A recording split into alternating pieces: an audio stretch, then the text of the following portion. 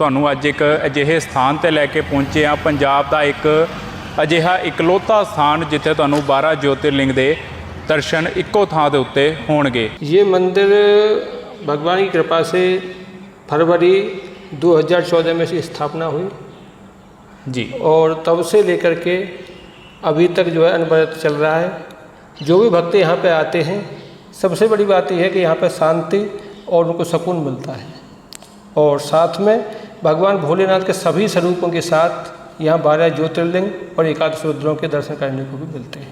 शिव का मतलब ये है, इनको भोले कहते हैं, और भोले का मतलब ये है, इन पर जल फूल पत्ती धतूरे का फल कुछ भी अगर अर्पित करते हैं तो ये तो उसी से प्रसन्न हो जाते हैं। ये तो ऐसे देवता हैं, कोई ऐसे अगर कृष्ण जी की पूजा करें तो बहुत कुछ आपको अर्पित करना पड़ता है, लेकिन ये तो ऐसे हैं कि आप कुछ भी अर्पित कर दें अगर एक लोटे जल से भी जो है तो ये जो है प्रसन्न हो जाते हैं।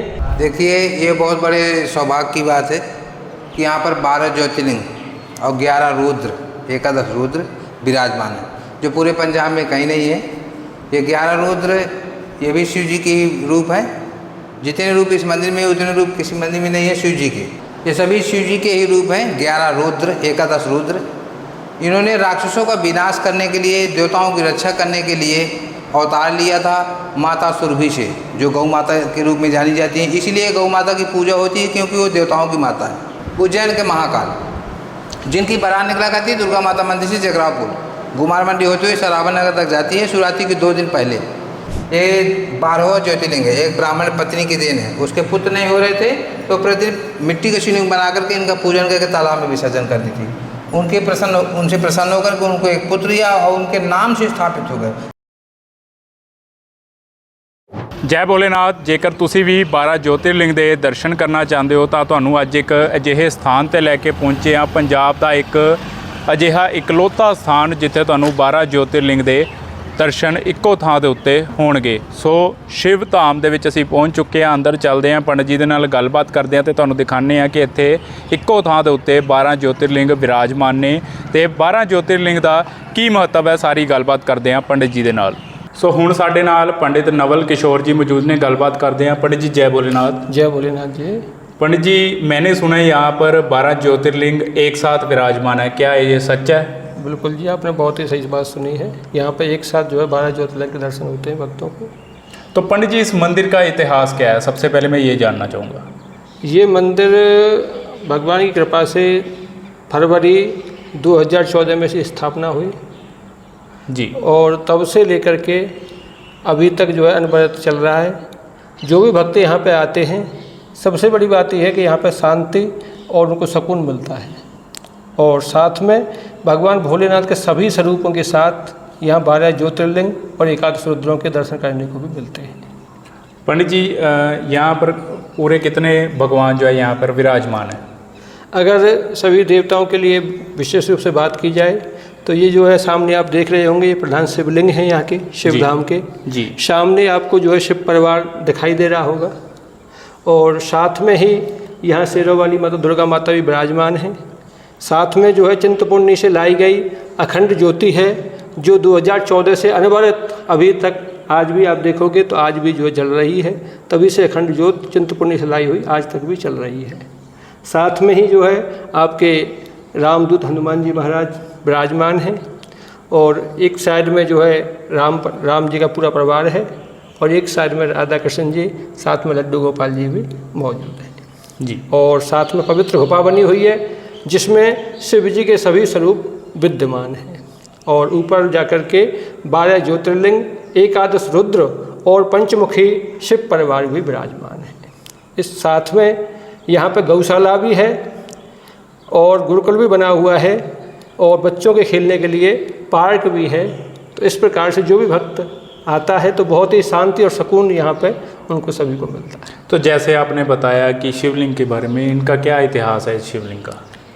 शिवलिंग का इतिहास तो ये है कि शिव जी महाराज तो बड़े ही, शिव का मतलब ही है, इनको भोले कहते हैं, और भोले का मतलब ये है, इन पर जल फूल पत्ती धतूरे का फल कुछ भी अगर अर्पित करते हैं तो ये तो उसी से प्रसन्न हो जाते हैं। ये तो ऐसे देवता हैं, कोई ऐसे अगर कृष्ण जी की पूजा करें तो बहुत कुछ आपको अर्पित करना पड़ता है, लेकिन ये तो ऐसे हैं कि आप कुछ भी अर्पित कर दें अगर एक लोटे जल से भी जो है प्रसन्न हो जाते हैं। तो कहने का भाव ये है कि शिव के पास तो जो भी जैसे भी श्रद्धा से आता है, भगवान भोलेनाथ बहुत ही जल्दी प्रसन्न होकर के उसको इच्छा का वर प्रदान करते हैं। पंडित जी, जैसे आपने बताया कि यहाँ पर गौशाला भी है, तो गौशाला में कितनी गौएँ हैं? गौ इस टाइम लगभग 55-60 के आसपास हैं। तो सभी पर इनकी- साहीवाल गाय हैं, सारी साहीवाल गाय हैं। तो इनकी सेवा कैसे निभाई जा रही है? सेवा विशेष रूप से संजय बंसल हैं, वो ही सारा देख रेख कर रहे हैं, बाकी सभी भक्तों का सहयोग है। गुरुकुल है, गुरुकुल में क्या कुछ होता है? गुरुकुल में बच्चों को शिक्षा दी जाती थी, पर इस टाइम जो है गुरुकुल अभी बच्चे नहीं हैं। बच्चे ना होने के कारण बंद है? कुछ कोरोना करके जैसे दिक्कतें आई तो बच्चे चले गए, तो तब से जो है दोबारा व्यवस्था नहीं बनी। अगर दोबारा व्यवस्था बनती है दोबारा से प्रारंभ कर दिया जाएगा। मैंने सुना है इस मंदिर में काफ़ी ज़्यादा चमत्कार भी देखने को मिलते हैं, इसमें कितनी सच्चाई है? ये बिल्कुल आपने ठीक सुना है। बीच बीच में जैसे जब भी भक्त आते हैं, जो भी आस्था लेकर के आए, जो भी अपनी श्रद्धा लेकर के आए, जिन्होंने अपनी अर्जी लगाई है, जिन्होंने अपनी कामना भगवान शरण में रखी है, तो बहुत भक्तों का जो है यहाँ पे जो भी आस्था है, जो भी श्रद्धा है, उनकी पूरी हुई है। क्योंकि मुझे यहाँ पे 8 साल हो गए, 9वां साल चल रहा है, तो बहुत भक्तों ने जो है श्रद्धाएँ, उनकी कामनाएँ बहुतों की पूरी हुई। आपके साथ और कितने पंडित जी यहाँ पर अपनी सेवा निभा यहाँ रहे हम हैं? 3 ब्राह्मण हैं फिलहाल, मेरे साथ में 2 ब्राह्मण जी और हैं। जी जी। सो 12 ज्योतिर्लिंग ऊपर विराजमान है जी। सो ਬਿਲਕੁਲ ਚੱਲਦੇ ਆ ਉੱਪਰ ਤੇ 12 ज्योतिर्लिंग ਦੇ ਵੀ ਤੁਹਾਨੂੰ ਦਰਸ਼ਨ ਕਰਵਾਉਣੇ ਆ। ਸੋ ਹੁਣ ਸਾਡੇ ਨਾਲ ਪੰਡਿਤ ਸੰਤੋਸ਼ ਕੁਮਾਰ ਜੀ ਮੌਜੂਦ ਨੇ, ਗੱਲਬਾਤ ਕਰਦੇ ਆ। पंडित जी जय भोलेनाथ। जय भोलेनाथ की। हर हर महादेव। हर हर महादेव। पंडित जी, जैसे हम नीचे से पंडित जी से पूछ के आए हैं इस मंदिर के इतिहास बारे, तो उन्होंने बताया कि जो ऊपर है 12 ज्योतिर्लिंग विराजमान है। हाँ जी, हाँ जी। तो क्या क्या विराजमान है, क्या उनका महत्व है, आप थोड़ा विस्तार से बताइए। देखिए, ये बहुत बड़े सौभाग्य की बात है कि यहाँ पर 12 ज्योतिर्लिंग और 11 रुद्र, 11 रुद्र विराजमान है, जो पूरे पंजाब में कहीं नहीं है। ये 11 रुद्र ये भी शिव जी के ही रूप है। जितने रूप इस मंदिर में उतने रूप किसी मंदिर में नहीं है शिव जी के। जी। क्योंकि ये 11 रुद्र ये भी भोलेनाथ के पुत्र हैं और भोलेनाथ के रूप हैं। और ये जो है गौ माता से इन्होंने जन्म लिया था, माता सुरभि से, राक्षसों का विनाश करने के लिए। जी। और कश्यप के पुत्र हैं, जो सभी देवताओं के पिता हैं। इनका नाम है कापालिनी नमः। जी। ये सभी पहले रुद्र हैं। ये दूसरे रुद्र हैं जो है पिंगलाय नमः। ये तीसरे रूप है भीमाय नमः। ये चौथे रूप है विरूपाक्षाय नमः। ये 5वें रूप है विलोहिताय नमः। ये 6वें रूप है शास्ते नमः। ये सभी शिव जी के ही रूप हैं। 11 रुद्र, 11 रुद्र। इन्होंने राक्षसों का विनाश करने के लिए, देवताओं की रक्षा करने के लिए अवतार लिया था माता सुरभि से, जो गौ माता के रूप में जानी जाती है। इसीलिए गौ माता की पूजा होती है, क्योंकि वो देवताओं की माता है। और कश्यप के पुत्र हैं। कश्यप सभी देवताओं के पिता हैं। और गौ माता देवताओं की माता है। माता आदिति, माता सुरभि, ये सभी जो है देवताओं की माता हैं। तो ये 11 रुद्र, 11 रुद्र। ये 7वें रूप है अजपादाय नमः। ये 8वें रूप है अहिर्पुण्याय नमः। और ये 9वें रूप है शंभुवे नमः। ये 10वें रूप है चंडाय नमः। और ये 11वें रूप है 11 रुद्र, 11वें रूप है ये भवाय नमः। ये तो हो गए 11 रुद्र, 11 रुद्र।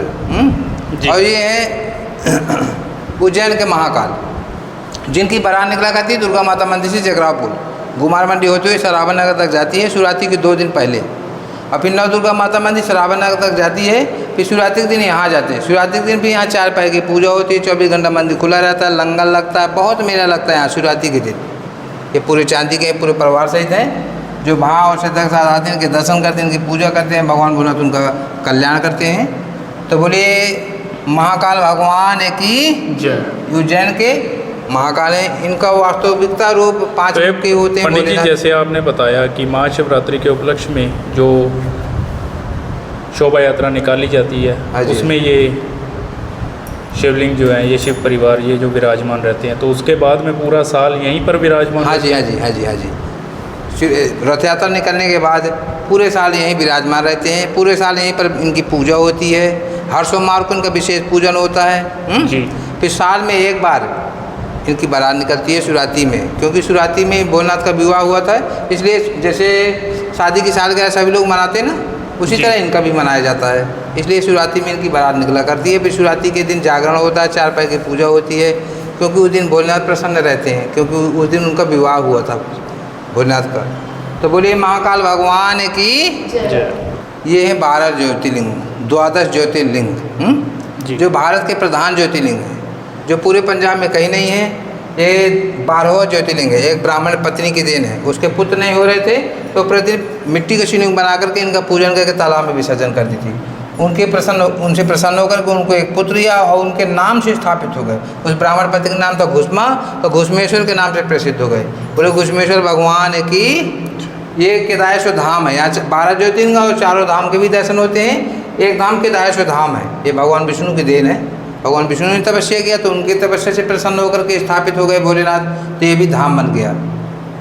और ये है त्र्यंबकेश्वर नासिक में। जैसे हिंदी में बोलते हैं 3, तो संस्कृत में बोलते हैं तृतीय, तो इसलिए इनको कहते हैं त्र्यंबकेश्वर, यानी तीनों देवता ब्रह्मा विष्णु महेश। ये गौतम ऋषि और माता अहिल्या की देन है, उन्होंने इनकी अखंड तपस्या की थी। ये काशी विश्वनाथ महाराज जी हैं। काशी तो संसार में विख्यात हैं। काशी विश्वनाथ काशी मुक्ति का धाम है। काशी त्रिशूल में बसी हुई है। जब महाप्रलय होती है तो भी काशी का विनाश नहीं होता। काशी हमेशा के लिए अमर है। काशी भोलेनाथ का घर है। ये नागेश्वर गुजरात में एक व्यापारी की देन है, वैश्य की। उन्होंने भोलेनाथ को याद किया, आवाज़ लगाई, क्योंकि उनको एक राक्षस ने मारना चाहा, डुबाना चाहा समुद्र में। तो राक्षस का वध करके भोलेनाथ और उनके कहने पर वहीं स्थापित हो गए नागेश्वर नाम से।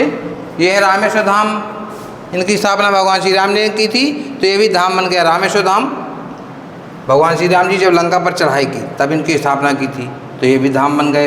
ये भीमाशंकर महाराष्ट्र में भीमशंकर नाम के राक्षस का वध किया था भोलेनाथ ने, उनके नाम से स्थापित है। ये राक्षसों के भी नाम से नाम होते हैं इनके, और भक्तों के भी नाम से नाम होते हैं इनके। ये है बाबा बैद्यनाथ धाम। बाबा बैद्यनाथ धाम पहले बिहार में थे, अब ये झारखंड में हो गए हैं। ये भी एक धाम है बाबा बैद्यनाथ धाम।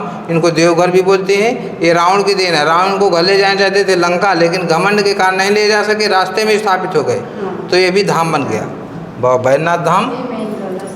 और ये है जो है ओमकारेश्वर और ममलेश्वर ज्योतिर्लिंग। ये ओमकारेश्वर इंदौर में है, उज्जैन नर्मदा नदी के किनारे। नर्मदा नदी के कंकड़ में शंकर जी का वास होता है। वहाँ भक्त जाते हैं, गंगा स्नान करते हैं, जो भी नीचे पत्थर मिला उनको अपने घर लाते हैं, उनकी पूजा करते हैं, उनको बोलते हैं नर्मदेश्वर। नर्मदा नदी उल्टा बहती हैं। ये कालों के भी काल महाकाल उज्जैन के, इनके ऊपर प्रतिदिन ताजी भस्म चढ़ती है। चीता की जो राख होती है वो भस्म आती होती है। और एक बात बता दें आपको, आपने सुना होगा काल भी उसका क्या करे जो भक्त हो महाकाल का। लेकिन ऐसा क्यों बोलते हैं, इन्हीं के नाम से क्यों बोलते हैं? हर चीज़ का कारण होता है, क्योंकि अपने भारत में जितने ज्योतिर्लिंग है ना, सभी ज्योतिर्लिंगों का मुख उत्तर की तरफ है, लेकिन एक अकेले उज्जैन के महाकाल है जिनका मुख दक्षिण की तरफ है। और दक्षिण दिशा का मालिक होता है काल है, और ये है महाकाल। ये काल की तरफ हमेशा देखते रहते हैं, बोलते रहते हैं कि मेरे भक्तों से नहीं बोलना, नहीं फिर समझ लेना, अगर तुम काल हो तो मैं महाकाल हूँ। ये मल्लिकार्जुन है महाराज। आंध्र प्रदेश में मल्लिका कहते हैं माता पार्वती जी को, अर्जुन कहते हैं भगवान भोलेनाथ को। ये स्वयं अपनी इच्छा से स्थापित हुए थे, क्योंकि पुत्र कार्तिकेय नाराज होकर कैलाश में होकर चले गए, तब भगवान भोलेनाथ माता पार्वती वहीं गए, वहीं दोनों स्थापित हो गए अपने पुत्र के दर्शन करने। हर 15 दिन में आज भी माता पार्वती इस स्थान पर आती हैं अपने पुत्र के दर्शन करने, कार्तिकेय भगवान के। साउथ में दक्षिण दिशा में। ये सोमनाथ गुजरात में, ये पहला ज्योतिर्लिंग है। चंद्रमा की देन है। चंद्रमा को कहते हैं सोम, तो ये सोम नाम से स्थापित है। लेकिन ये चंद्रमा के 27 पत्नियाँ, 27 नक्षत्रों ने इनकी शिकायत लगाई थी चंद्रमा की। तब जो है अपने पिता ने श्राप दे दिया था चंद्रमा को। तब चंद्रमा ने भगवान भोलेनाथ की तपस्या की गुजरात में, तब भोलेनाथ प्रकट होकर के चंद्रमा के नाम से स्थापित हो गए। चंद्रमा का नाम है सोम, तो सोमनाथ हो गए भोलेनाथ। ये 12 ज्योतिर्लिंग, ये बहुत बड़ी सौभाग्य की बात है कि यहाँ इनकी स्थापना हुई है, क्योंकि पूरे भारत में अलग अलग प्रदेशों में वहाँ कोई जा नहीं सकता, इसलिए यहाँ इनकी स्थापना हुई है। एक साथ दर्शन होते हैं कि जो यहाँ भाव और श्रद्धा के साथ आए, तो जो 12 ज्योतिर्लिंग के दर्शन करने का जो फल प्राप्त होता है वो यहाँ प्राप्त होता है, और उनकी मन की मनोकामना पूर्ण करते हैं भोलेनाथ, जो यहाँ भाव और श्रद्धा के साथ आते हैं। तो बोलिए 12 ज्योतिर्लिंगों की, उसी शिव धाम की। तो पंडित जी, जैसे आपने बताया 12 ज्योतिर्लिंग के बारे में, हाँ जी, तो ये 12 ज्योतिर्लिंग पंजाब में सिर्फ एक यही स्थान है जहाँ पर विराजमान है? हाँ जी, हाँ जी, हाँ जी। तो पंडित जी, जैसे आपने 12 ज्योतिर्लिंग के दर्शन करवा दिए, 11 रुद्रों के दर्शन करवाए, भगवान शिव शंकर भोलेनाथ का शिव परिवार शिवलिंग सब स्थापित है, और क्या क्या है इस मंदिर में? देखिए, यहाँ पे सभी औषधियाँ उपलब्ध हैं। यहाँ यज्ञशाला भी है, पार्क भी है। पार्क में रुद्राक्ष का वृक्ष भी लगा हुआ है जो फल भी देता है रुद्राक्ष। और जितनी औषधियाँ आवश्यकता होती है हमको, सब कुछ यहीं हैं। जैसे भांग हो गई, बेलपत्र के वृक्ष बहुत लगे हैं, जैसे धतूरा हो गया, मंदार के पुष्प, सब कुछ यहाँ उपलब्ध है। भोलेनाथ की ऐसी कृपा है कि यहाँ सारी सुविधाएं उपलब्ध हैं। और यहाँ जो भी दर्शनार्थी, जो भी भक्त आते हैं यहाँ इन दर्शन करने भोलेनाथ के, तो उनको ताज़ी औषधियाँ यहाँ उपलब्ध हैं और मिलती हैं, और तोड़ के शिव जी को अर्पित करते हैं। पंडित जी, जैसे आपने बताया था कि ये पंजाब का एक ऐसा मंदिर है जिसमें सिर्फ 12 ज्योतिर्लिंग के दर्शन सिर्फ पंजाब में एक ही मंदिर में होते हैं, तो कहाँ कहाँ से भक्त जो हैं इस मंदिर में दर्शन करने के लिए आते हैं? यहाँ पे चंडीगढ़, अमृतसर, जालंधर, हरियाणा, बहुत दूर दूर से भक्त आते हैं इस मंदिर में। जो भी इनके बारे में सुनता है, 11 रुद्र और 12 ज्योतिर्लिंग के बारे में सुनता है, वो जो है यहाँ ज़रूर आते हैं इनके दर्शन करने। तो जो भक्त अभी तक इस मंदिर में नहीं आए दर्शन करने के लिए, और दर्शन करने के लिए आना चाहते हैं, तो कहाँ पर पड़ता है ये मंदिर? ये मंदिर शिवधाम बग्गा कला पिंड है, लाडोवाल क्षेत्र है। लाडोवाल, हमरा रोड, बग्गा कला, शिवधाम में स्थित है ये मंदिर। यहाँ जो भी आना चाहें दर्शनार्थी तो इस पते पर आ सकते हैं, लाडोवाल, हमरा रोड, शिवधाम, बग्गा कला। समय क्या रहेगा, कितने बजे से लेके कितने बजे तक मंदिर खुलता है? सुबह 5:30 बजे से मंदिर खुलता है, और दोपहर में 1 बजे विश्राम होता है। 1 से 3 2 घंटा विश्राम होता है। 3 बजे फिर खुल जाता है मंदिर, 3 बजे से 8:30 बजे तक। बहुत बहुत धन्यवाद पंडित जी। जय भोलेनाथ। जय भोलेनाथ। ਸੋ ਬਿਲਕੁਲ, ਜੇਕਰ ਤੁਸੀਂ ਵੀ 12 ਜੋਤਿਰਲਿੰਗ ਦੇ ਦਰਸ਼ਨ ਕਰਨਾ ਚਾਹੁੰਦੇ ਹੋ, ਇੱਕ ਹੀ ਮੰਦਿਰ ਹੈ, ਸੋ ਇੱਥੇ ਆ ਕੇ ਤੁਸੀਂ ਦਰਸ਼ਨ ਕਰ ਸਕਦੇ ਹੋ। ਕਾਫੀ ਭਗਤ ਜਿਹੜੇ ਨੇ ਉਹ ਇੱਥੇ ਦੂਰੋਂ ਦੂਰੋਂ ਦੀ ਆਉਂਦੇ ਨੇ, ਤੇ ਜੇਕਰ ਤੁਸੀਂ ਵੀ ਇਸ ਮੰਦਿਰ ਦੇ ਵਿੱਚ ਹਜੇ ਤੱਕ ਨਹੀਂ ਆਏ ਤਾਂ ਜ਼ਰੂਰ ਆਓ। ਐਡਰੈਸ ਤੇ ਟਾਈਮਿੰਗ ਜਿਹੜੀ ਹੈ ਉਹ ਤੁਹਾਨੂੰ ਦੱਸ ਦਿੱਤੀ ਹੈ, ਤੇ ਇਸ ਵੀਡੀਓ ਨੂੰ ਵੱਧ ਤੋਂ ਵੱਧ ਸ਼ੇਅਰ ਜ਼ਰੂਰ ਕਰਿਓ ਤਾਂ ਕਿ ਜਿਹੜੇ ਲੋਕ, ਜਿਹੜੇ ਭਗਤ 12 ਜੋਤਿਰਲਿੰਗ ਦੇ ਦਰਸ਼ਨ ਕਰਨਾ ਚਾਹੁੰਦੇ ਨੇ, ਭਗਵਾਨ ਸ਼ਿਵ ਸ਼ੰਕਰ ਭੋਲੇਨਾਥ ਦਾ ਆਸ਼ੀਰਵਾਦ ਲੈਣਾ ਚਾਹੁੰਦੇ ਨੇ, ਉਹ ਇੱਥੇ ਆ ਕੇ ਭਗਵਾਨ शिव शंकर भोलेनाथ का आशीर्वाद लै सकन।